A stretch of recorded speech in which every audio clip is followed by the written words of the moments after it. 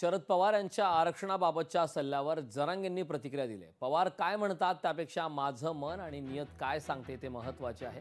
आम्ही आमच्या भूमिकेवर ठाम आहेत.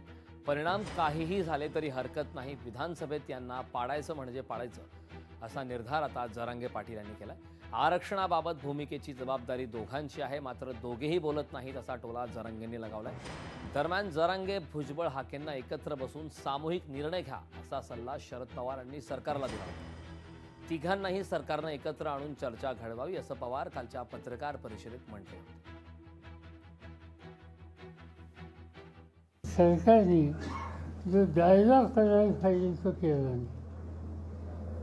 असं चित्र दिसतंय की जरांगे यांच्या याच्यावर सरकारांच्याबरोबर मुख्यमंत्री आणि काही लोक संवाद ठेवतात असं दिसतं. चांगली गोष्ट आहे. आणि दुसरे जे घटक आहेत त्याला विरोध करणारे त्यांच्याशी सुद्धा सरकारमध्ये दुसरे लोक ते सुसंवाद ठेवतात. हे कशासाठी?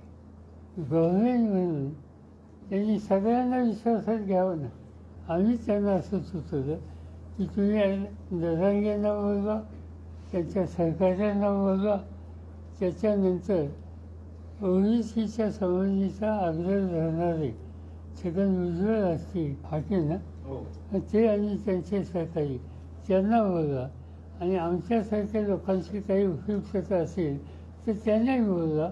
आणि याच्यातून एक वाक्यता करायला सामूहिक आपण प्रयत्न करू, जेणेकरून राज्याचं वातावरण सामाजिक ऐक्याच्या दृष्टीनं अनुकूल जाईल.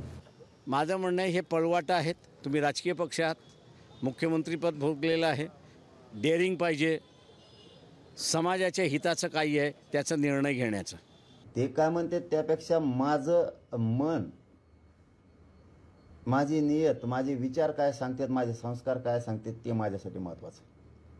मला वाटतंय मराठ्यांचं कल्याण व्हावं, गोरगरिबाचं, तसंच लिंगायत समाजाचं सुद्धा व्हावं. त्या गोरगरिबांना आरक्षण मिळालं पाहिजे, गोरगरीब धनगरांना सुद्धा मिळालं पाहिजे, मुस्लिम समाजालाही मिळालं पाहिजे. ही जबाबदारी दोघांची पण आहे, सत्ताधाऱ्यासह विरोधी पक्षांची सुद्धा.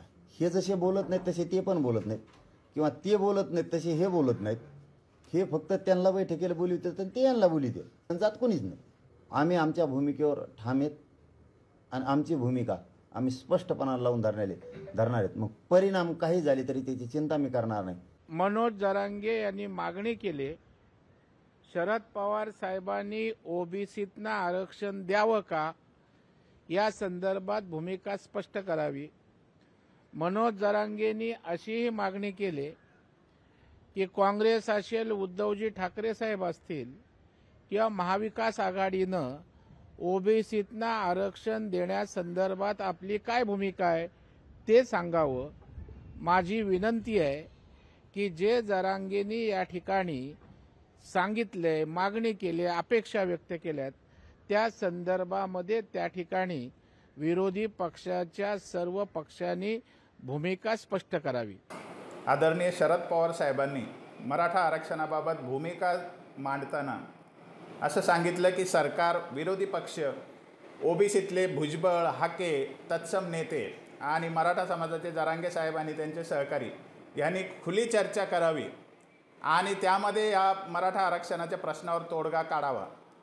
खरं म्हणजे शरद पवार साहेबांनी मराठ्यांचा पुन्हा एकदा चेंडू केलेला आहे असं मला वाटतं. शरद पवार साहेबांच्या व्यक्तिमत्वाचा मी एक अभ्यासक आहे. मी भाजपवर आणि फडणवीसावर अनेक वेळा टीका करतो, परंतु मराठा समाजाला सत्य सांगावं या भूमिकेतून मी ही बोलतोय. शरद पवार साहेबांनी मराठा आरक्षणाच्या प्रश्नाच्या मुळाशी काही खुट्या मारून ठेवलेल्या आहेत. हो, मराठा आरक्षणाबाबत काय भूमिका आहे, नेमकं प्रश्न कधी मार्गी लागला? मराठा समाजाला आरक्षण मिळालं पाहिजे, पण हे आरक्षण मिळत असताना ओबीसीच्या आरक्षणाला धक्का लावणे ही भूमिका आहे भारतीय जनता पार्टीची. म्हणून मराठा समाजाला सुद्धा वेगवेगळ्या क्षेत्रामध्ये 10% आरक्षण दिलेलं आहे आणि ते टिकणारं आरक्षण आहे, ते कोर्टात नक्कीच टिकणार आहे.